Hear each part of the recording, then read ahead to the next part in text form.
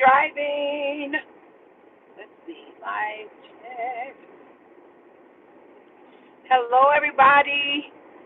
It is Coach Ruth, and welcome to 15 to Life, where we learn, grow, and serve for a peaceful life. I am in the car again, and Matt and we are leaving. Matt, you want to say hello? Just stick your head over there. He's saying hi. And we just left the Kentucky Baptist Convention Pastors and Leaders Conference. I think that is the title of it. And where we are vendors, and another great day of meeting people, and got to talk with a lot of people. When there's something I want to talk to you guys about, I'm going to wait, and because I got to see what you guys think about what me and this one lady were talking about. And she's pretty much the same age. Well, let me see. I'm 60. She said she was 67. So a lot of our experiences were the same. So I just want to see what y'all think about those. But if this is your first time here, make sure that you subscribe. I apologize for not looking straight at the camera. I was just kind of off and on, but I am driving, so I do have to keep my eyes on the road. But make sure if you are new here that you hit the subscribe button, and then also make sure that you give me that thumbs up, and then make sure that you hit that notification button, that little bell, I believe that's what it is, so that anytime I am on, you will get that notification that I am on. Hello to whoever's on here. Give me that thumbs up. I appreciate you being on here. Say hi so I'll know who it is, and then I won't be able to read it like I did last night, so Matt's going to be my reader and kind of tell me who it is and what they're saying, what you guys are saying.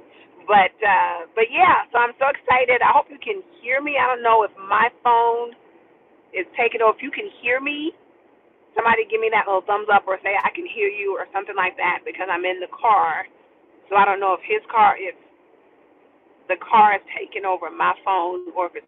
And so glad you guys are on here. But what I want to talk about is, and make sure that you share the stream. Okay, there's a little thing I think that says share, so you can share it either via. Oh, hello, Harriet. I'm so glad you are on here. You can either share it via text, or you can share it via email or whatever. But we are growing our community. So I appreciate you all telling other people about our community here. Again, if you are new, you will hear us calling ourselves lifers, because we are doing life together. And if you want to know more about me, you can always go to IamRuthWard.com,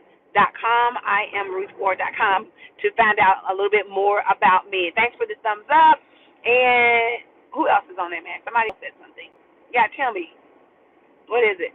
Matt's reading it for me. So, very, very quickly, because I am in the car and I'm on my way home, and so, yeah, just a little bit tired here because it's been a long day. But I was talking to a customer, and like I said, I'm 60, she's 67, so a lot of our experiences are the same, and she grew up in Louisville as well. And so how we got on talking about how it was when we grew, because I have 7 brothers and sisters. I have 5 brothers and 2 sisters. So it was 8 of us in the house, along with my mom and dad, so there were 10 people in the house. And she said that it was 12 kids. It was 12 children and her mom and dad, so that was 14 people in the house. And I think I'm number 6. She said that she was number 9. But at any rate, we talked about how clean we had to keep our house. And I told her, I just had a conversation with my sister, that we were saying how even though there were 10 people in the house, 8 kids, that you would think that if you just came to the house, you would have thought that there were no kids living in that house, because of how we had to clean that house. And we had to keep things clean. And on Saturday, we were dusting. And at that time, we had what was called Venetian blinds.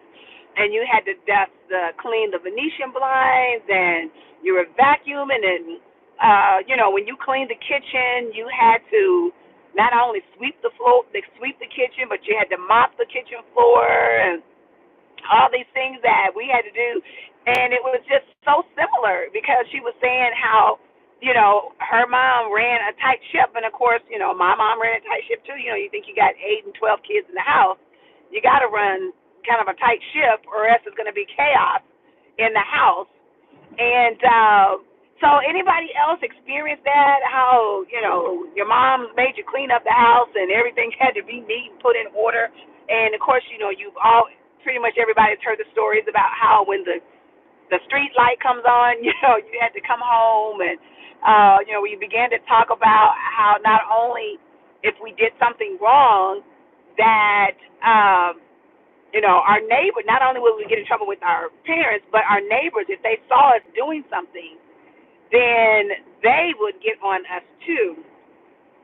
And I've told this story before about how when I was, if you heard it, just bear with me, but how when I was 14 years old, and at that time, you could walk down, I grew up on 34th Street, and you could walk down to Shawnee Park, which was like 45th, 44th, 45th, something like that.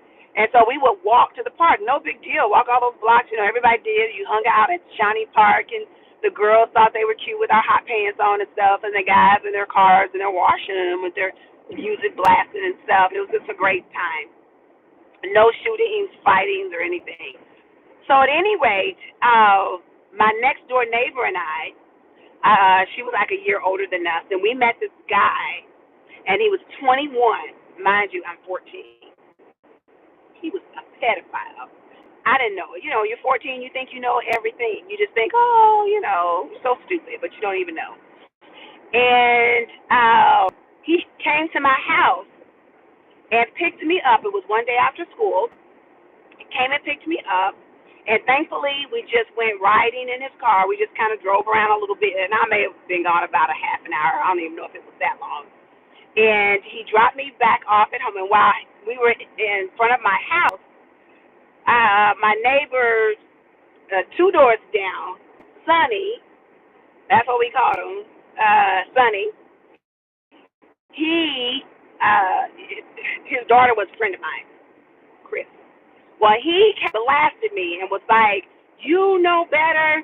You know that you're not supposed to be in the car with this guy, blah, blah, blah. I mean, he, just ripped me one because he was like, he was like a father figure. He was my friend's dad.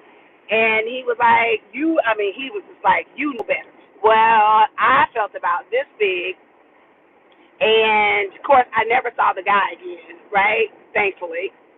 But it was just a different time growing up. It was a time where, again, you felt safe, where he felt safe enough because he cared enough about me to treat me like I was his own daughter, even though I wasn't. I lived 2 doors down.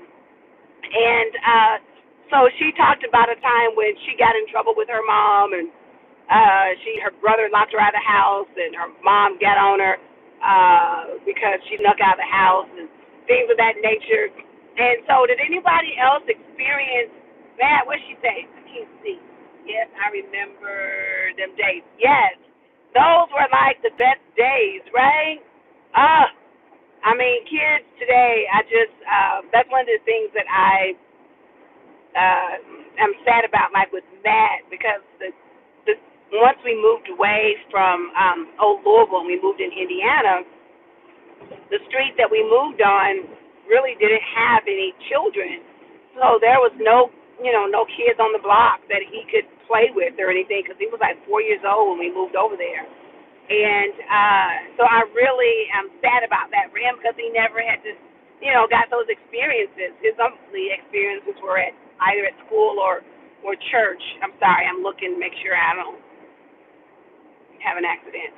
But those were just the best times. So anyway, so she and I just had a wonderful conversation reminiscing about how when we were young and how, um, how we had to clean the house, like I said, and we had to take baths and how we took pride in how we looked, and we may not have had the best clothes, we may have had hand-me-down clothes, but they were clean and we were bathed and we took, we didn't walk outside. And I know this may be a little bit controversial, but we didn't walk outside with bonnets on. We didn't walk outside with curlers in our head and house shoes on and pajama pants and all that kind of stuff. It's just a different time now. And, even back then, we had our, quote, Sunday clothes, right? So you wore your best clothes to church on Sunday. And so anybody else remember those times? Let me see who else is on here. Timberland, I'm trying to see. Be careful driving. And I can't see the rest. I know I am going to be, I'm careful. I can't read it all the way. And what'd she say? Oh, okay. I'm careful. I promise I'm careful. Thank you for your concern, though. Church daughter. So, yes, church daughter. Thank you for your concern. And so at any rate, I just had a wonderful conversation and meeting new people. And again, I didn't tell anybody that my husband was a pastor. I just love talking to the people. And I tell you, this one lady, I bet she talked to me for a half an hour. And but I had great sales today, and tomorrow is going to be the last day. I don't think I'll be there as late as I was today. But good all in all, and thank you all for being on here. I think this is kind of a good time because I usually, have a decent amount of you guys watching, and so y'all doing all right. I just want to make sure y'all doing okay today, and I just want to encourage you to get out there and live your life and meet new people. And like I said, I just love listening to people talk about their experiences. I met a retired pastor today, and he's like pastor emeritus, and just wonderful conversation with him talking about his 47 years in the pastorate, and so I encourage him to write a book. That he need to write a book about all his life experiences. But it was just great, and I hope that you guys have had a great day as well. And what did she say? She say that? Oh, that's good. Okay. Yes. Oh, and lastly, okay. Remember, if you have not already, make sure you subscribe. Give me that thumbs up button, and then also make sure you hit the notification button, and then share the stream. Like I said, you can share it via email. You can share it via text message. That's probably the best way. Yeah, because everybody's always on text or whatever, so you can share it that way. So I am a little tired. I'll be ready to go home, but you know how it is with moms. When we go home, I say I'm going to get right in the bed, but that's not true, right? Because there's going to be clothes that need to be gotten out of the washer and dryer, it needs to be folded, and emails checked, and all that other stuff that you got to do, straighten up before you go to bed. So thank y'all for your prayers. I love y'all so much. I'm trying to see. I'm doing good this time. Normally up and not doing nothing. I know. And then y'all have to tell me, because when I finally get in the bed, like, what's a good movie that I can watch? I don't know, something real good. It doesn't have to be a series, just a good, like a rom-com. I don't want nothing that's real complicated, something like a Pretty Woman that's not edited. Y'all know I love my Pretty Woman. And Timberland, don't talk about me. But, so I love my old movies. But anyway, I love you guys. I believe in you. I believe in your dreams. But most importantly, I believe in your action. So I want you to live life to the fullest. And then tomorrow I will tell you guys about some more interesting people that I meet, and some other conversations that I have about whatever we end up talking about. Okay? So I love you. See, I'm at a stoplight. That's why I can like look at the camera. So Matt's gonna help me get off of here and hit that button. So I love you all to life, and I will see you all tomorrow. Okay? Hit that thumbs up button. Give me a like. All right, Matt's saying goodbye.